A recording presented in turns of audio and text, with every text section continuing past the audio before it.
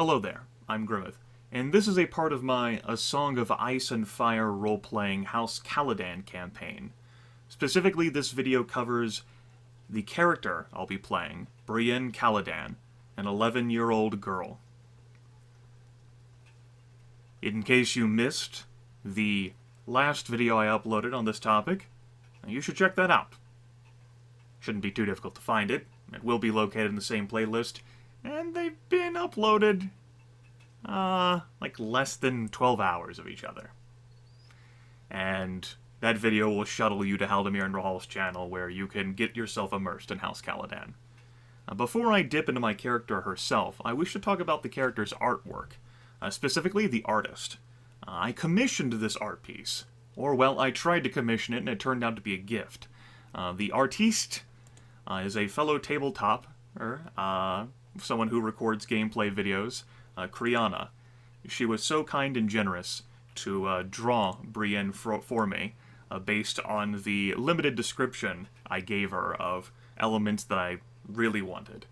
And Criana took that, and she did amazing work with it, as I thought she would, which is why I requested that she do that artwork for me.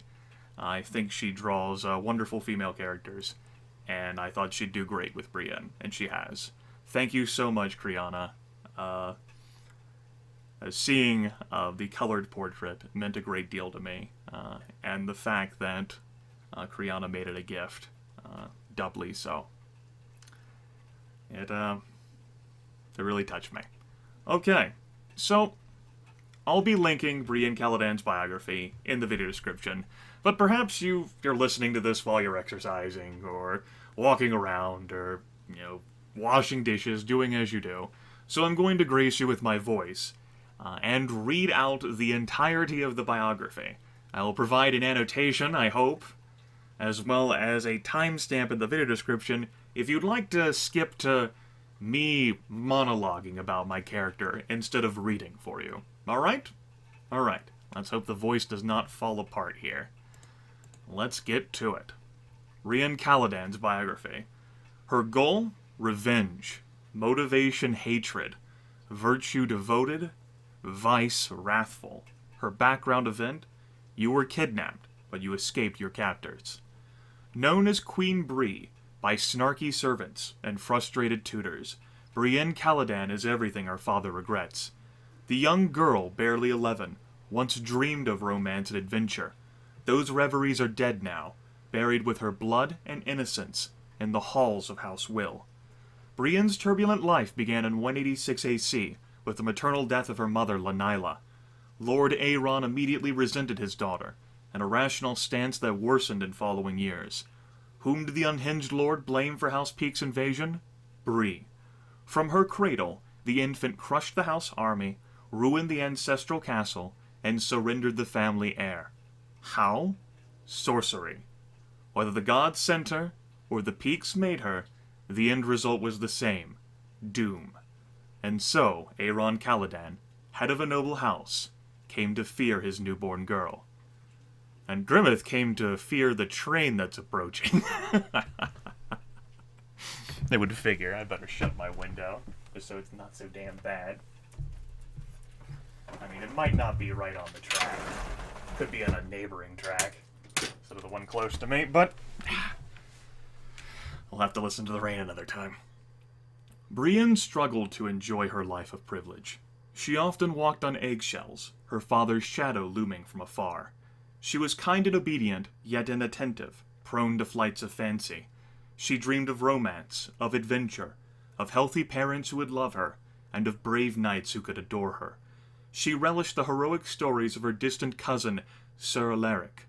She wanted to wear opulent gowns and attend glorious banquets, which is why, at the age of 7, Bree pleaded to go to the annual Peace Festival in Wyronwood. It is her greatest regret. At first, the trip was everything Briyenn wanted. She got to leave the castle and go on her own adventure. She had her personal carriage, fit for a noble girl, with 2 loyal guards to serve her whims. Aeron and his retainers rode further ahead, leaving Bree in charge, and she loved it. She had never left home until then, had never seen the beauty of Caladan's forest, and had never been free to giggle and gape without someone judging her. Her guardians answered her numerous questions. They averted their eyes when she tried on her dresses. They looked after Bree without a censorious scowl, and she cherished them. At night, when the convoy stopped at a noble's hall, her guards would stand nearby, while she dazzled her peers with elegance and wit. 19 days later, Brienne's glee became worry. Her father's wagons traveled south along the Boneway, framed by the harsh red mountains. Scorching winds pounded against the men, blasting grit into their eyes. Beyond the will, the group rationed their water. Bree's voice had never been so raspy. Exhausted, the girl slumped in her sweltering carriage, imagining the festival ahead of her. She never got there. The sandstorm howled with more than wind as a pack of ravenous dogs crashed into the convoy. Drivers struggled to retain control, while guards pressed their steel against a flurry of teeth. The vicious assault separated the wagons, forming a gulf of flesh between Bree and her father. Aaron quickly fainted, curled meekly upon his seat, incapable of rallying his men. Still, they were veterans, trained in the crucible of war, and they would not be defeated by pups. But they would be distracted. From the hillside poured gold and pale gray, an avalanche of sand striders rushing into battle. Guiding these horses were hardened men and women, their flinty eyes burning a path across the sand. Dornish raiders. The guards briefly wavered as they met the thunderous charge, and Brienne witnessed it all. The ruthless carnage, the desperate struggle, and the ineffable terror. This was not the adventure she had in mind. Shell-shocked, Bree fell into a stupor, just like Aaron catatonic in his carriage. Soldiers flocked to defend their lord, forming a steadfast ring of sweat and spear. But Bree had no such luxury. Her guards were few, scattered and impaled. She was alone. She never had a chance. Brienne seldom speaks of the day she discovered her impotence. Then again, she seldom speaks. In her words, Dornishmen took me. Political tool, they said. Their fulcrum for war, or gold. They got neither. House Will thought I was someone important. My father disagreed. On her 34 months of captivity. When the Vipers realized father would neither act nor pay, they pitied me. Hapless girl. Family abandoned her. I did not believe them. I thought a knight would rescue me. They laughed. No one cares about you, girl. I was indignant. Insistent. They beat that out of me. The women were worse. Pathetic. So weak. So meek. Save yourself. I tried. Peel potatoes. They stabbed my hands. Brush horses. They whipped my thighs. They were tempting me, and I was stupid. They wanted an excuse. I had to stop. I became weak, meek, seen, not heard, dull in mind and tongue. I learned how to defend myself. I learned how to act like I could not. I convinced them I was illiterate. I stole old notes to read in starlight. I mimicked pain. I endured it too. I needed them bored of me, and when they finally became complacent, I needed a chance. On how she escaped. My captors were in revelry. 3 groups had gathered to ambush a large caravan. They returned with a river of gold, gems, and prominent captives. They celebrated long into the night. I was left with one weary guard. She did not hear me pick open my chains. It was her final mistake. For one night, the Vipers lost discipline. I had my chance. Map, dagger, water flasks, sand strider. I loaded the saddlebags with food and gold. I almost freed the others, but I could not trust their silence. One blunder meant certain death. I gritted my teeth and veiled my face. I fled. The stars lit the way. Lowborn took my silver and kept their questions. I barely slept. I feared the Vipers would find me. I exhausted my horse. I traded it for another. I wonder how my family fared. Our scouts noticed my approach. ragged, bone-thin, flesh shredded by the sand, but alive. They were surprised. So was everyone. The lost daughter yet lived? They had forgotten, but I had endured.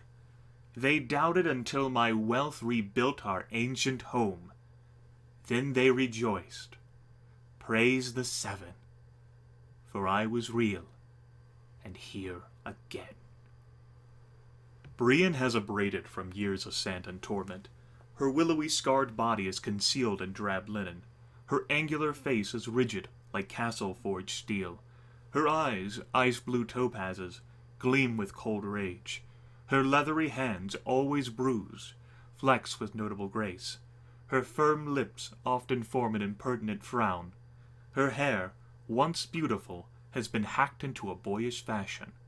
At the cusp of puberty, standing almost 5 feet tall, Bree can pass for either gender. She usually does not. Her wardrobe is simple, practical, and most decidedly masculine. Ladies' clothes are meant for neither brawling nor sneaking. When she agrees to dress as her status demands, everyone concurs. No garish gown or choker can hide her blemishes. Briyenn is furious, rebellious, and irreverent. Vengeance drives her, the burning need to crush House Will. She cannot escape her past, and her agony is constant. The Dornishmen shattered her childhood dreams and ripped her with the shards. No day passes without reliving the loss. No night ends without reforging the hate. Bree took the Viper's lessons to heart. She is a crafty opportunist, always hunting frailty. She depends on no one for protection, not after what happened last time. Excuse me, I have done so much reading and fucking narrating to myself over the past 2 days. Beyond that, my throat is killing me. She continues to train with her hands, refusing to trust a weapon she cannot always have. She eats heartily, fueling the muscles that were malnourished in captivity. She is committed to a regimen. She will not be destroyed again. However, Bree recognizes her tenuous position. She knows she is the marked girl of a deranged lord, and her demeanor is unbecoming of her stature. She needs her revenge, yet her family must succeed, for she cannot defeat House Will on her own. Thus, Bree conceals herself to avoid attention. She carefully measures her words, knowing what secrets they can reveal. She tries to control her anger, relying on status manipulation to get what she wants. Alas, she does not always succeed, and she handles failure poorly. Bree also has some special character relationships. The chapter devoted to intrigue in SIFRP has a description of dispositions: affectionate, friendly, amiable, indifferent, dislike, unfriendly, and malicious. These affect your how easy it is for you to lie or be truthful to someone, how easy it is for you to persuade them, how easy it is for you to lie to them, as well as affects your mental armor against their words. It is much easier for you to be influenced by someone you love rather than someone you hate. Of course, your attitude, your disposition also reflects in how you end up role-playing with that individual. And being brutal and malicious towards someone is a great way to make an enemy, even while you might only be thinking of the mechanical benefits of being armored against intrigue. But yes, Briyenn has special notations for her character relationships. Her default is dislike. That is with almost everyone. She simply is too indifferent, not indifferent. That's its own studying. She's too insensitive. She's so consumed by herself and the pain that she's gone through, and she simply can't connect with others. Can't or won't. But there are some who have notable relationships beyond that default. That starts with Tina's character, Nima Ryan. I forgot how she pronounced it. She is Brienne's only friend, the Bravosi assassin who trained her how to channel her anger and use a weapon properly. Bree often looks to Nini for guidance. She is the only primary character whom Bree does not resent. Then there's Decim Caladan, the Black Brush, Jonas's character. Bree is amiable towards him. Bree respects the logical voice of House Caladan. She thinks Decim means well, but she is slightly unnerved by his words and actions. She wonders whether her uncle has his brother's madness. Following that is Ser Alaric Caladan, Taldamir's character. Bree is amiable towards him. Bree cannot look at Ser Cousin without remembering his chivalrous stories. No brave knight saved her from the Vipers. She tries not to blame him for that. She even gave him the money to buy his full plate. We have a narrator character, Weaponsmith Galt. He is a master weaponsmith who makes a notable impact upon the house by giving us all castle-forged weaponry, including our units as well. She is amiable towards him. Bree likes the de facto religious head of the house. Galt custom-fitted her armor and made her left-handed daggers. He also never belittled Bree when she told him she wanted to fight. Then there's Lannis.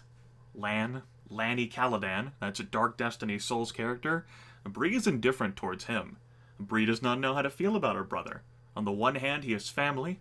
On the other hand, Lannis looks like their father, and he might be just as crazy. Bree thinks Lannis blames her for killing their mother. Bree, in turn, begrudges Lannis for the male privilege he enjoys. His cowardice does not help. Then there's Maester Cole, another narrator character.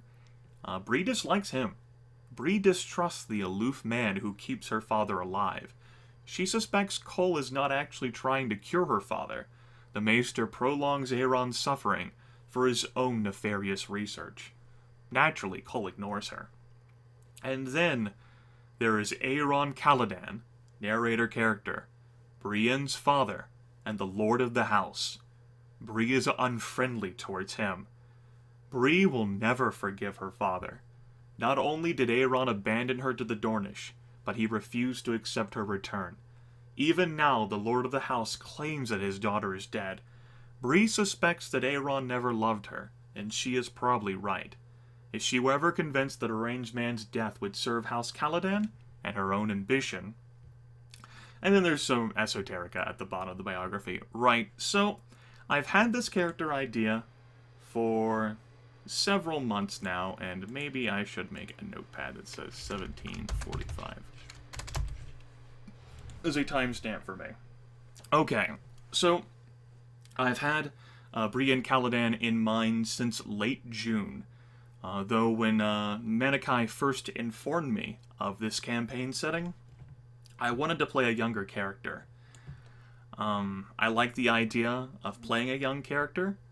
I also like the idea of playing a female character, so I thought to fuse the two together. A Song of Ice and Fire is not a typical high fantasy medieval campaign that encourages people of all races and genders that they can achieve whatever they set their minds to.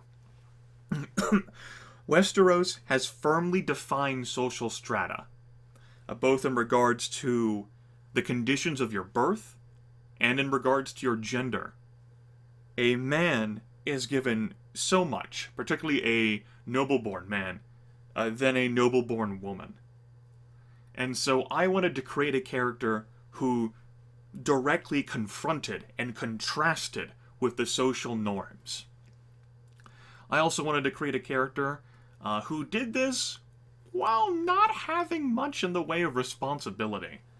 She needed to be highborn so that she could get away with what she's doing.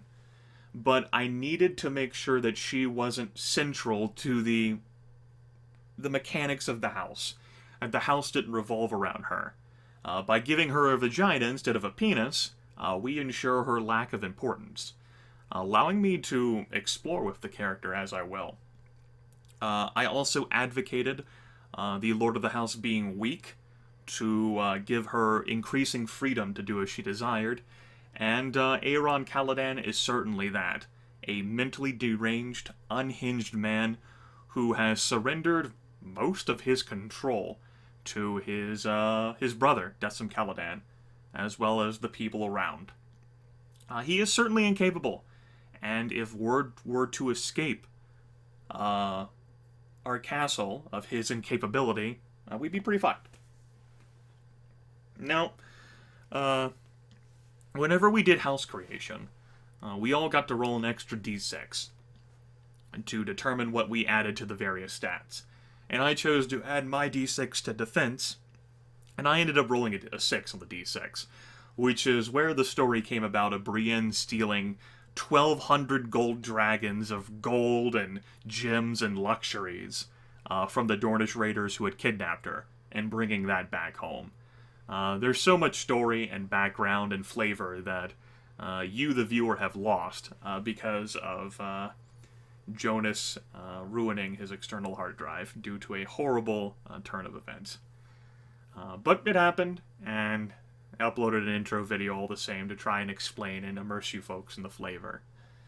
Brienne's primary focus is revenge. You know, she hates the people who've done this to her.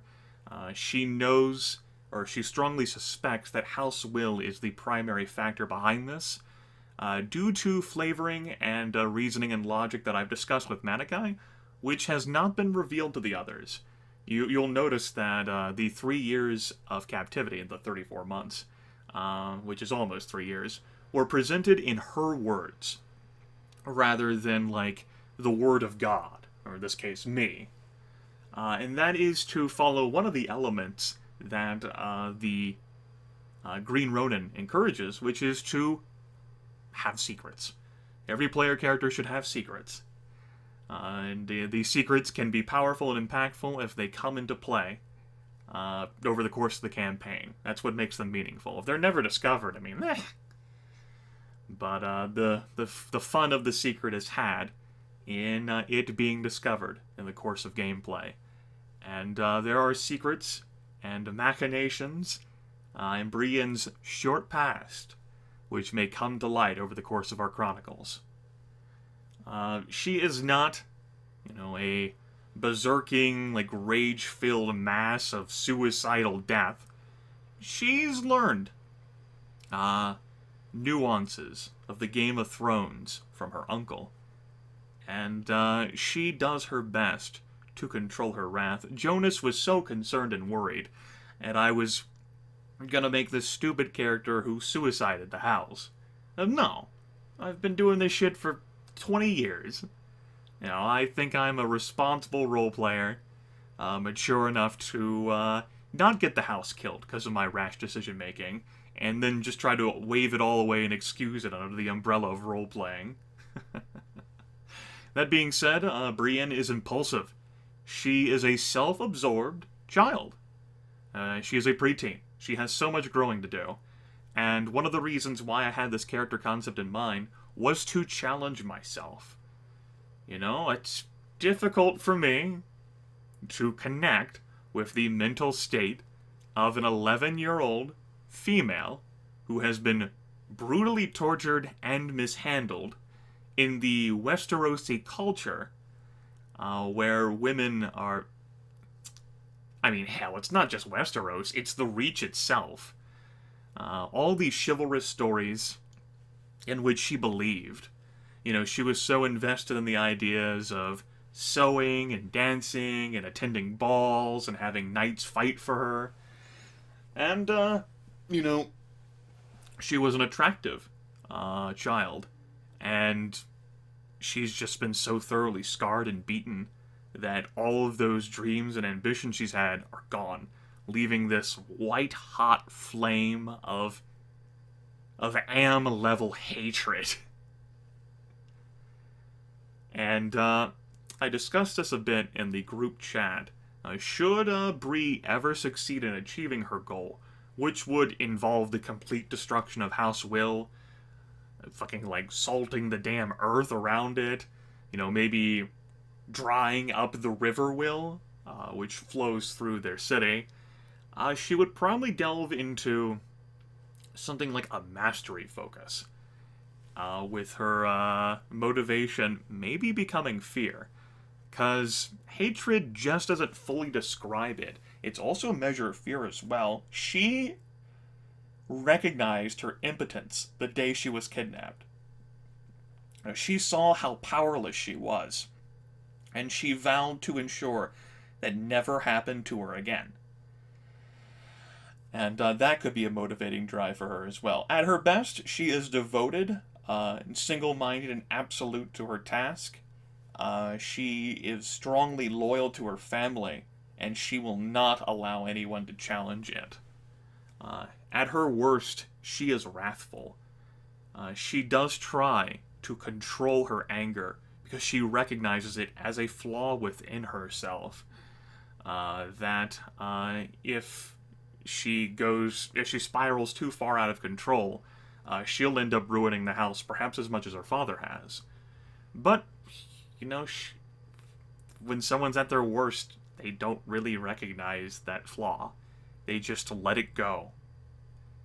And that's her at her worst. That's what the book encourages with the goal, the motivation, the virtue, and the vice. Virtue at your character's best, and vice at your character's worst. I'm going to go ahead and show you my character sheet as well. Adolescents do not get that much in the way of experience points, so I have made her a well-rounded character. There are 19 total ability scores, and I have increased 12 of those 19. Raising an ability score from 2 to 3 at character creation only costs 10 experience points, with my character's focus and a 4th point, which costs 30, being put in fighting. This does make my character well-rounded. She does end up being a jack of all trades, but this is just due to her upbringing and what she had to learn and instill in herself in her 34 months of captivity. If she hadn't been captured, she wouldn't have a martial focus, and she would be delving more into the Game of Thrones. But she was captured. All of her specialty die, all 4 of them, have been placed into fighting, with 1 bonus die in fencing and 3 in brawling. When I initially had this character concept, and up until, not yesterday, Saturday, but the Saturday before that, she had short blades, and I was going to use short blades for her. But I switched for story and for mechanical reasons. I thought it was far more reasonable for her to learn brawling while she was in captivity over the passage of time than for her to, when she escaped, and then over the next 14 months, becomes a short blade prodigy. And her qualities have shifted to reflect this. Her fists are incredibly quick, and they will be powerful once she gets some strength in her. She is not strong at all right now. But her malnourished body and her exercise, she's finally getting it under control, and she'll start building some bulk. I described that a bit in the Esoterica section that I wrote at the end. Her voracious appetite and intense exercise have brought the onset of puberty. I will be pouring her initial experience points into the strength specialty to simulate muscle growth, which will in turn increase the damage she deals with her fists, because her fists are powerful. Yeah, she will be muscular. Terrifyingly so. Courtesy of the Bravosi Assassin, she also has the 1st level of Water Dancer, which gives her ranks in fighting a bonus to her awareness. For those of you who are completely unfamiliar with the system, and I haven't played it myself, your starting ranks are 2, and that's 2d6. And your starting difficulty level for anything that'll matter enough for you to roll for is 9. So you need to reach 9 or better on 2d6. Not easy, right?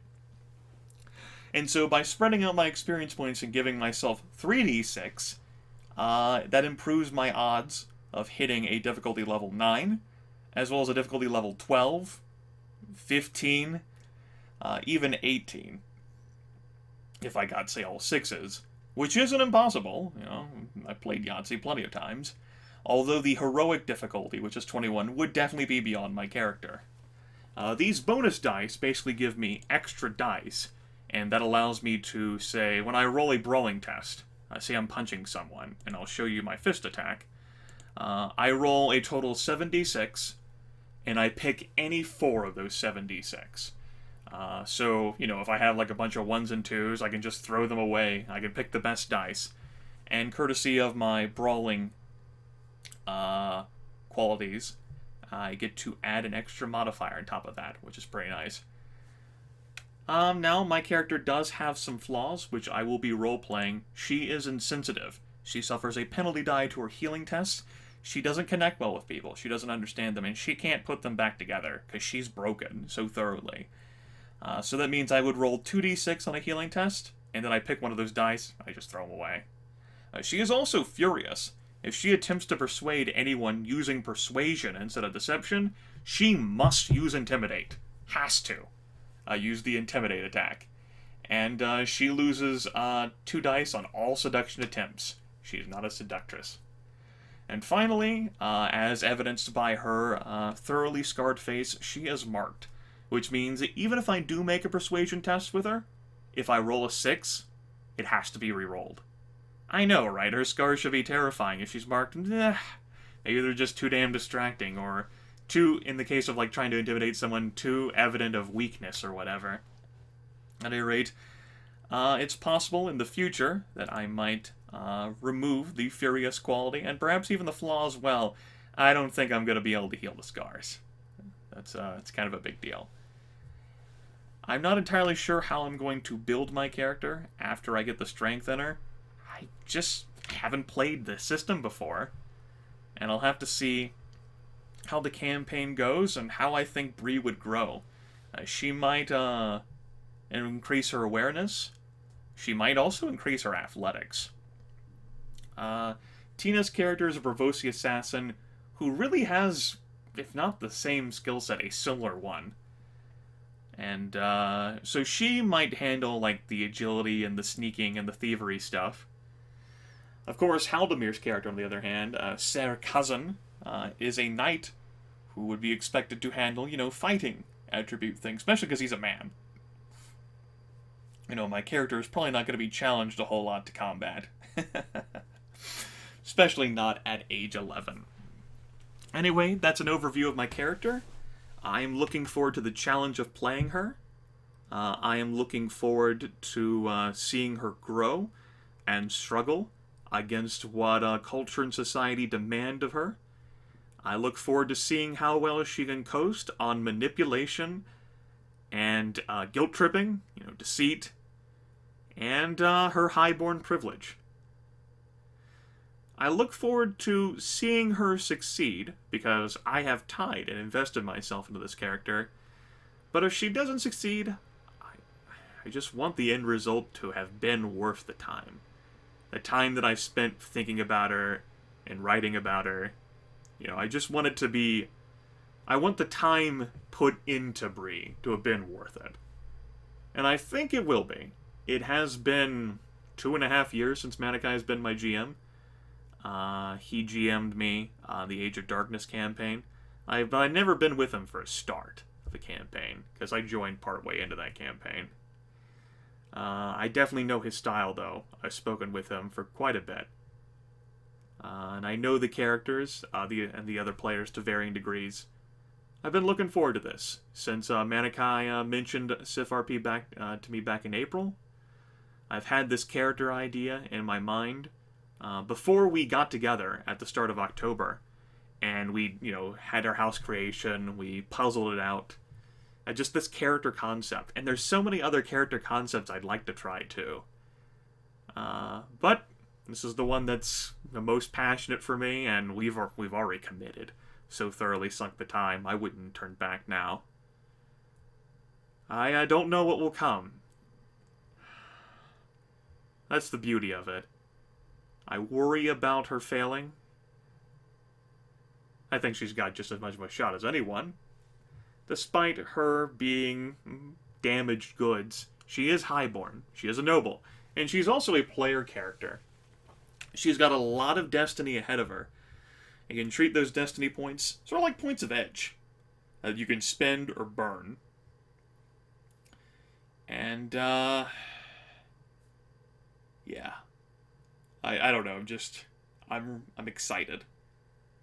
I really am. I pushed last week for us to set a start date and get this shit on the road, which is why we ended up recording an introductory video back on Thursday. and why our first session time has been set, because I was tired of having waited for almost 3 weeks without us having committed to a date. I'm ready to get this show on the road. I'm ready for Bree to get strong. I'm ready for her to be scary and fisticuffs.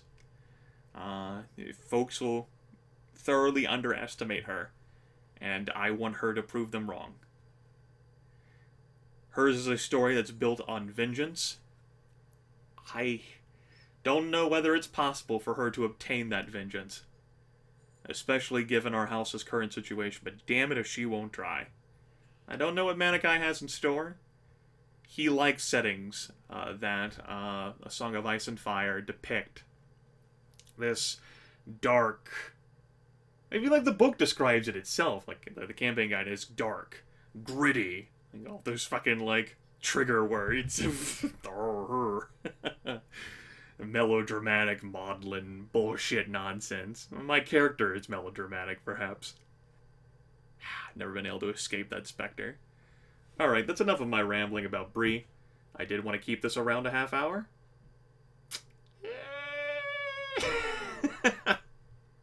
Also, that train I heard, I definitely traveled on a track further away than the one next to me. Could have kept my window open and listened to the rain. Motherfucker. Alright. Any questions or comments about my character Briyenn Caladan? Perhaps not pertaining to vengeance, let me know. Otherwise, this playlist will continue with the content uploaded on Haldemir and Rahal's channel, which is the introduction to House Caladan and its background. And then, hopefully, in a few days, we'll get on with the first session we'll have together. Can't wait.